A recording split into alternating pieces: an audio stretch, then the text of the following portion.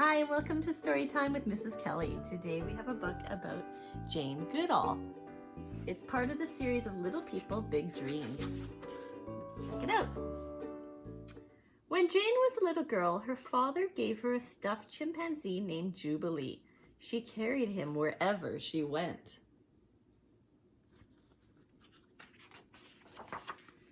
Jane loved animals very much. She wanted to live in the jungle with the wild chimpanzees, just like the heroes of her bedtime stories, Tarzan and Jane. At night, her mother read their adventures.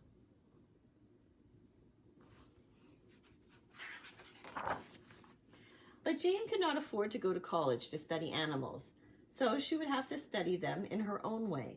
She saved every penny she had until she could buy a boat ticket to Kenya in Africa. When she arrived, Jane met a well-known scientist named Louis Leakey. He was looking for a chimpanzee researcher willing to study them in the wild. He thought that they could learn about humans by studying apes. It was the opportunity Jane had been waiting for.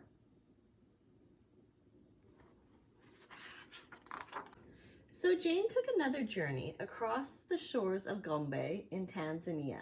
To start with, she couldn't see any chimpanzees, but she had the feeling they were near, watching her.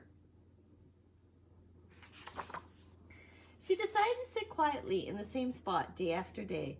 Finally, a small group of chimpanzees appeared and let her sit with them. Jane had been accepted into their family.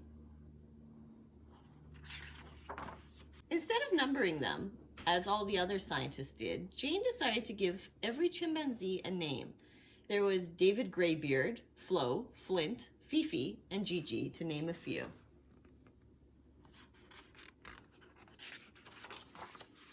By watching them carefully, she noticed that some chimps were quiet and kind and generous, while others were bullies. It seemed that humans and chimps were not so different after all. Then Jane made another incredible discovery. Chimpanzees could make their own tools. This was something only humans were thought to do.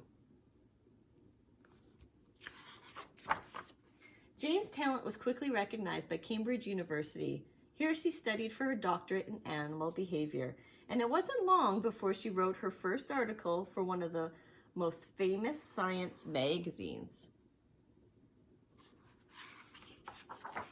Jane continued to study chimps in the Gombe for 40 years, but jungles were starting to disappear across Africa, which put all animals in danger. She knew she had to do something.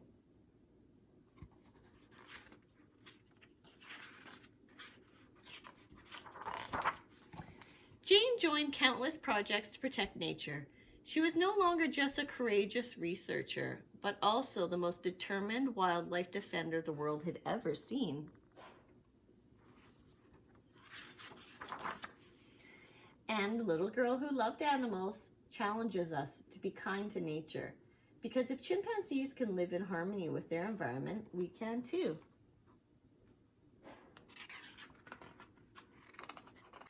Okay, here's some pictures of Jane. There's her as a little baby and a kid growing up.